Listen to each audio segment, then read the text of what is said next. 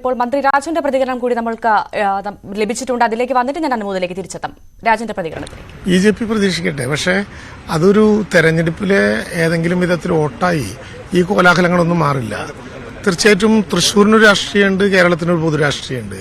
കഴിഞ്ഞ നിയമസഭാ തെരഞ്ഞെടുപ്പിൽ ബിജെപിക്ക് ഉണ്ടായിരുന്ന അക്കൗണ്ട് ഞങ്ങളിത് പൂട്ടിക്കും എന്ന് ഇടതുപക്ഷ ജനാധിപത്യ മുന്നണി അന്ന് പറഞ്ഞപ്പോൾ ഇതിനേക്കാൾ വലിയ പ്രതീക്ഷകളാണ് അന്ന് ബിജെപി പ്രകടിപ്പിച്ചിരുന്നത്. അത് അസ്ഥാനത്തായി. അവസാനത്തെ നിയമസഭാ സീറ്റും കഴിഞ്ഞ തെരഞ്ഞെടുപ്പോടെ നഷ്ടപ്പെട്ടു. ബിജെപിക്ക് കേരളത്തിൽ ഈ ലോക്സഭാ തെരഞ്ഞെടുപ്പിലും ഒരു കാരണവശാലും ഒരു പുതിയ എൻട്രിയോ ഒരു പുതിയ അക്കൗണ്ടോ ഉണ്ടാകാനേ പോകുന്നില്ല.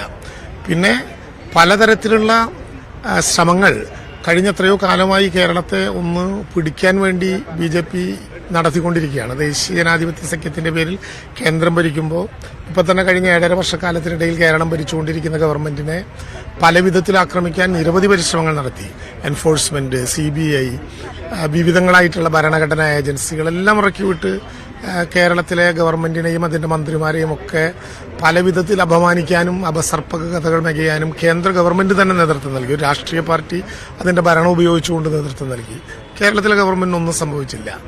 ഇപ്പോ കഴിഞ്ഞ അതിഭീകരമായിട്ടുള്ള പ്രളയം മുതൽ വർത്തമാനകാലം വരെ കേരളത്തിന് കിട്ടേണ്ട എല്ലാ വിഹിതങ്ങളും കുറച്ച് കേരളം പ്രഖ്യാപിച്ചിട്ടുള്ള സാമൂഹിക ക്ഷേമ പദ്ധതികൾ, പെൻഷൻ ഉൾപ്പെടെ തകർത്താൽ കേരളത്തിലെ ഗവൺമെന്റിനെ മാറ്റാം, അല്ലെങ്കിൽ ആ വിധത്തിൽ ഗവൺമെന്റിന്റെ ഒരു കരുത്തിനെ പ്രതിച്ഛായ തകർക്കാം എന്ന് വിചാരിച്ചു. അതും കഴിഞ്ഞില്ല. ജനങ്ങളുടെ മുമ്പിൽ ഞങ്ങൾ അവതരിപ്പിച്ച നവകേരള സദസ്സിൽ യാഥാർത്ഥ്യങ്ങൾ ജനങ്ങൾ ഉൾക്കൊണ്ടു.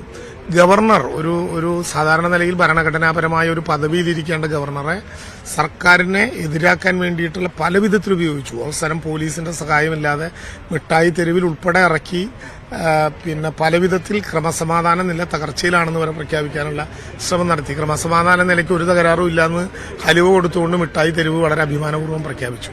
അപ്പോൾ ഇത്തരത്തിൽ ഒരുപാട് മാർഗങ്ങൾ ചെയ്യുന്നുണ്ട്.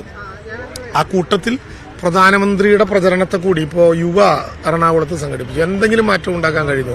ഒരു മാറ്റവും കേരള രാഷ്ട്രീയത്തിൽ ഉണ്ടാക്കാൻ പറ്റില്ല.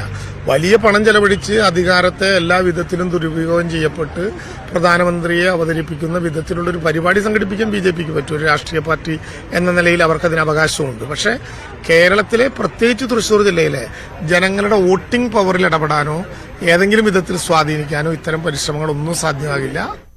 മന്ത്രി രാജന്റെ പ്രതികരണമാണ് കണ്ടത്. CBI